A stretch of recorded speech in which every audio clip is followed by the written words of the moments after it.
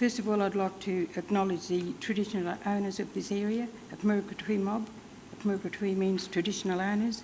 Kurungulus are the custodians of this land, the Aranda people of Central Australia. I actually come from the Mbandarinya people, Aranda people, whose country is where the town is built, and as far as the eye can see when you're on Anzac Hill. The other two groups that are part of our native title are Ilpma to the north, all Aranda people, and Undulu to the southeast. So we've got together and had some meetings over when native title was first introduced, and we were successful in claiming native title over a municipality in Australia, the first one. And we work in conjunction with other stakeholders like the Alice Springs Town Council, and it's unfortunate that Michael, who's one of my nephews, is not here, so he's been delayed for a reason. So I'm not taking his place, but he'll probably come along later and say his piece. But Aranda people have always welcomed people to this country, and today is no different. When we had the Olympic Games in Sydney, they actually ran the torch from Uluru, Ayers Rock, and to come through our gap that you all would have passed through if you come from south. And we had a reenactment of our traditional men stopping the torch from coming through and asking, what's your purpose for you to come through? What's your business to come through that gap? And so that day it was 9 degrees all day. And somebody said, oh, Auntie Patty, you coming down? I said, no way. I said, I've got a blanket wrapped around me and I'm going to wait up at Anzac Hill for the torch to go jogging past me. So they go down there and I said, whatever you do, don't blow the torch out. I said, you can meet and greet and, do your reenactment. So that happened, and then we had people running the torch a certain distance along our gap road and into Todd Street. And when I was standing there, I'd been waiting there for about 5 hours for the torch, freezing cold. And when I saw the torch, it went like that. Unbeknown to me, it was one of our politicians, Peter Toyne, who in his younger years was the fastest sprinter that Australia had. And he had to take the torch. And I often said to him, your only falling from grace from me was that you never give me time to watch that torch go past. I said, it just went like that. And he always laughs whenever I meet up with him. I said, no, you've got a falling from grace. But so those that haven't come to Alice Springs before, I hope you enjoy the country. And as Graham and Ken were saying, it is very breathtaking. We've got a lot of sacred sites in this area, and we've got a lot of sites of significance. That gap is actually a Yiparinya, which is a caterpillar, and that's part of our totem. And the caterpillar of that nature comes out at certain times of the year, and it all depends what the weather is. And you'll see it, it's quite beautiful, it's got multi-colours on it.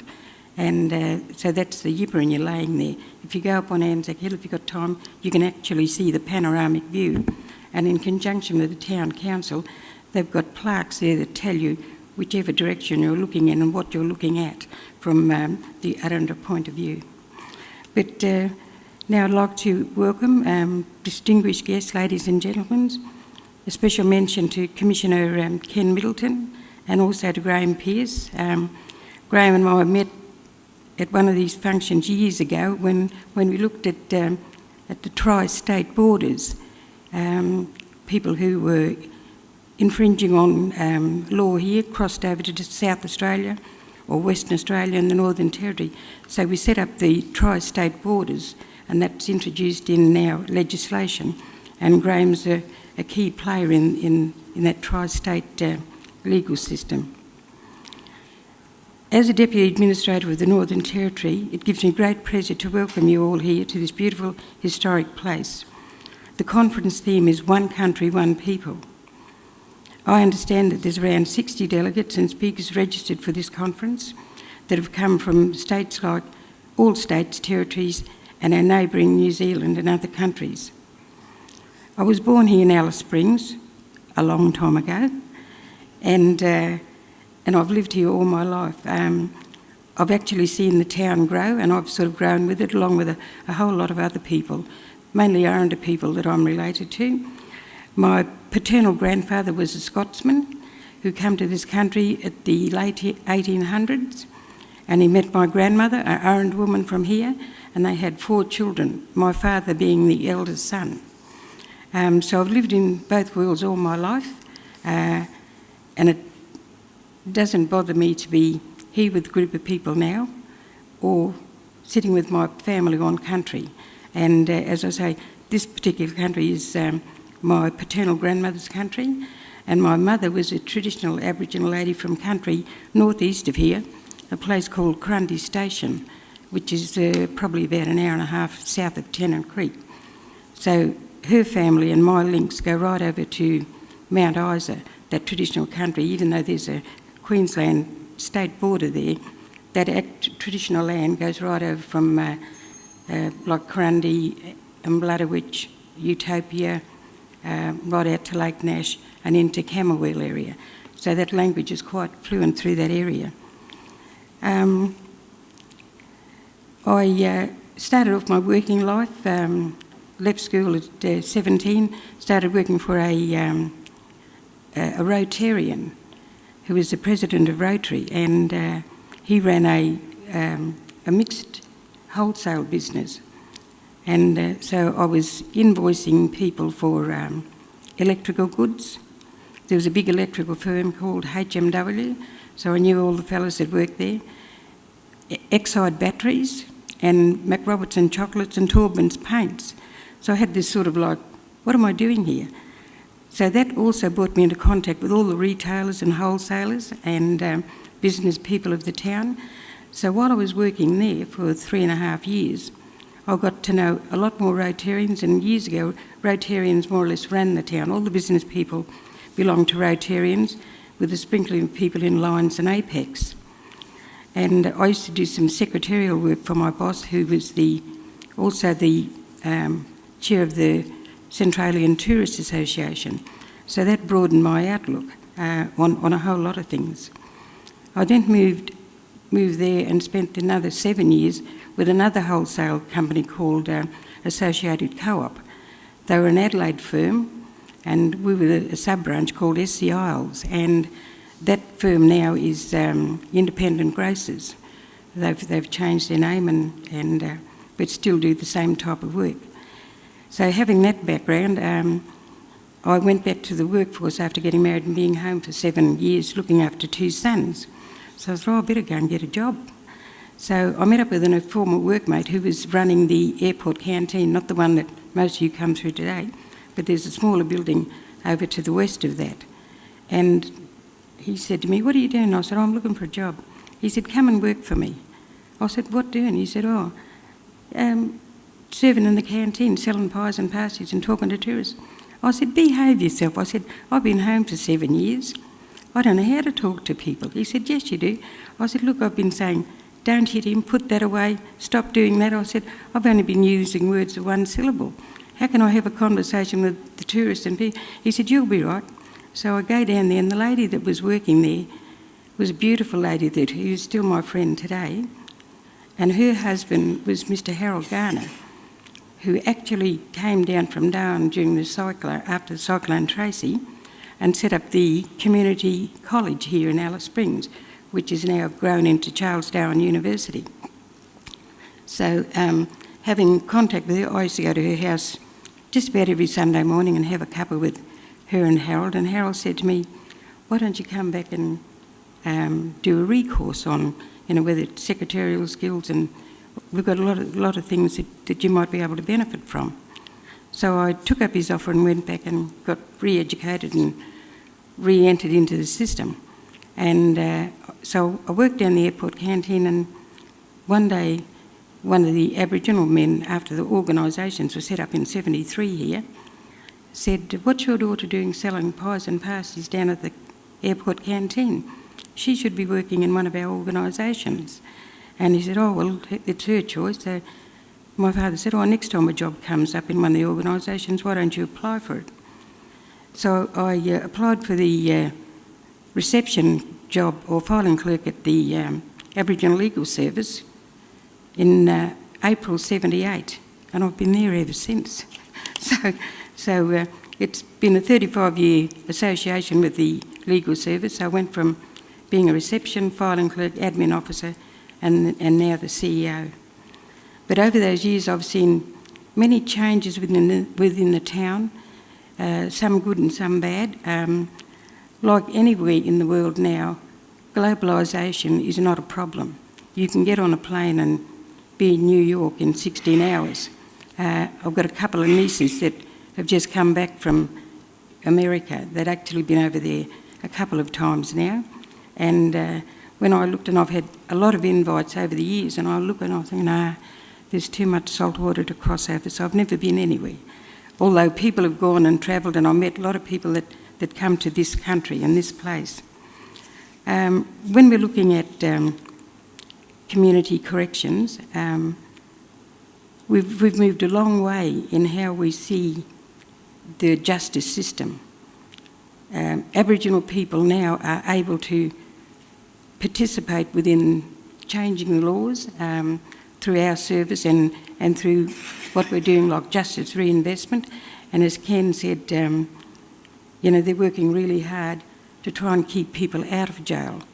And yet the figures indicate that we are going to have overcrowded conditions for quite a period of time, until such time as we educate young people and try not to have so much recidivism for that middle age group. What we're finding now is that communities who've got a lot of young fellows, they all know how to put a footy team together and get out there and really enjoy their football. But that same group of people should be able to say, you're a worthwhile person, let's get this community up and going and let's get some meaningful work happening and be part of the community. A lot of young people are being incarcerated, so it leaves the community without all those members for a very long period of time. So, like for me, I've got two sons who are middle-aged, probably in their mid-30s, but I've got, I don't know how many nephews, I'll just say I've got 10 nephews. And same as the girls, who are very close to me, and I'm part of their life. But when you see the chance that they had to either which road they're going to take, because there's always peer pressure. I'm glad they chose to stay on the straight and narrow. They don't always do 100%, and I don't always know 100% of what they do, but I think I know about 85. The other 15 they can keep to themselves. But so I think what I saw growing up here, when they used to have drunkenness as an offence, you'd see people from the old courthouse lined up right down to what is now Todd Mauler, but it used to be Todd Street.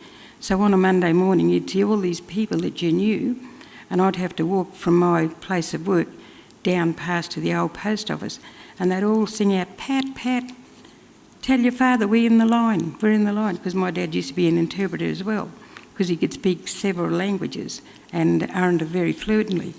So I'd pretend I never heard them, and nobody had phones in those days, but I'd walk down to the taxi rank and tell some of the local taxi drivers, can you tell my dad to go to the courthouse, whenever they were doing their jobs. And so he became the unofficial interpreter many times over in the 50s through the 60s and the 70s. And so he played a major role within the system of the courts, being an interpreter for people. But now we've actually got a Northern Territory Interpreter Service set up. We cover something like 16 autonomous Aboriginal language groups in this area. We service up to as far as Elliot in the north, which is some 700 k's, I think, to the north. The languages around here are quite fluent and spoken daily by the people that you probably meet on the streets. But this main area is Aranda people. We've got Western Aranda, Eastern Aranda, Alyawara, Amajara, Kaitij. We've got Pidginjara and Luricha out to the west, and Pintabee, which was one of the last Aboriginal tribes to have contact with white men, and that happened in the early 80s. So there's, we do need people to do the interpreting, because quite often people really don't understand the Western system, but we also have our own customary law. Now, our customary law is made up of 3 lots of law. You've got you've got cultural law, you've got customary law, and you've got traditional law. And they're all broken down into three components, but it's always quite easy for people to say, oh, well, they're practising customary law, but they've got to define what is customary law. And we've got a conference, unfortunately, happening the same time as this, tomorrow, Thursday and Friday, down at the Convention Centre. And our theme is Two Laws Conference, where we'll have something like 280 people in attendance and 45 young law students from all over Australia who are coming to hear and speak at our conference, and also to have interaction with the staff and a lot of Aboriginal people and learn how we run our service here. And they'll also be treated to a nighttime dinner out to the west, and that's sort of like they're going to be having a cultural process. And we've got Ken Lightler, who is one of our staff members, but also he's a cultural consultant as well. So they'll be able to experience that. As I said, in the early days of Central Australian history, Aboriginal people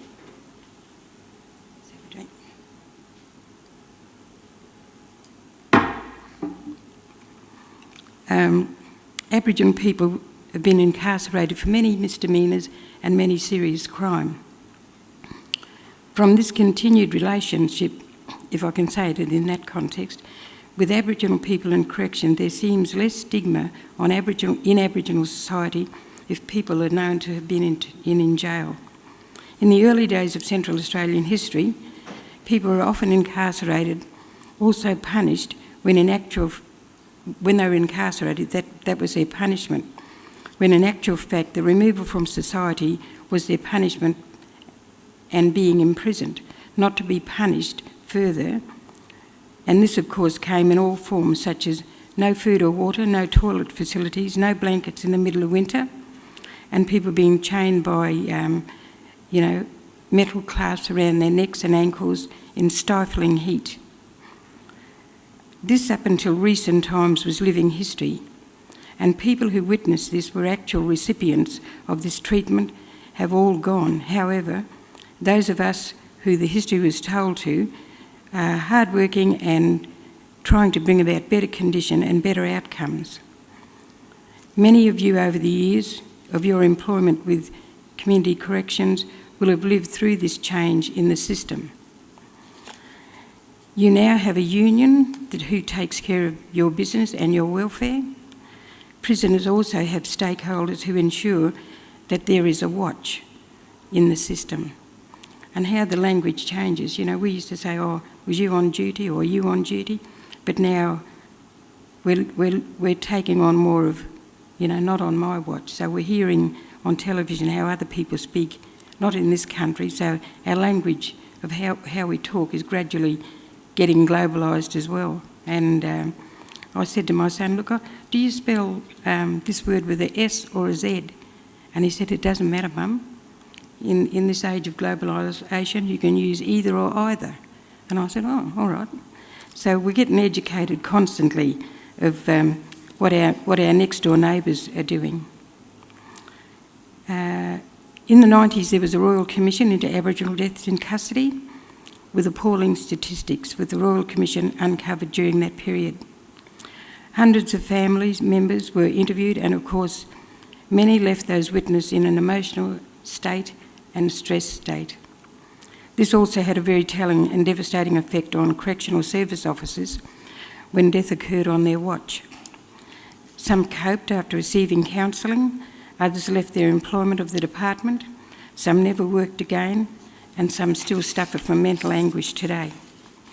The outcome of that Royal Commission was 339 recommendations were published and written and applied to the justice system today. And quite often when people represent people within the justice system and those recommendations need to be quoted, they do get quoted. However, a lot of the recommendations in the Territory were accepted in principle. But people still bring those recommendations up because a lot of time, effort and energy was brought about by getting those recommendations in a book so that you could refer to that anytime. And it's not just about people being imprisoned, it's also about how you live your life and how you treat people within the system. You know, the timing of your conference today, as I said, also clashes with our conference on the 24th to the 26th. You know, the purpose of this conference is to dispel any myths around and involvement of Aboriginal and Torres Strait Islander people in the justice system. Who are they, what do they do, where do they live, and what effect of law on culture and lifestyle. In particular, the conference seeks to expose issues currently affecting Aboriginal and Torres Strait Islander people living throughout remote Australia with the hope of better understanding and why some laws work and why some don't. I could not overstate the care and attention that has gone into this conference and the depth and the breadth and the depth of the presentations and topics you'll hear. On a personal note, it does give me delight to make this small contribution and tell you a little bit about myself and the work that we do. I wish you a most successful conference, and I congratulate the organisers and committee for bringing everybody together to have an interesting program over the next couple of days. And I sincerely hope that the visitors enjoy this place, Alice Springs, and once again I welcome you to this town. Thank you.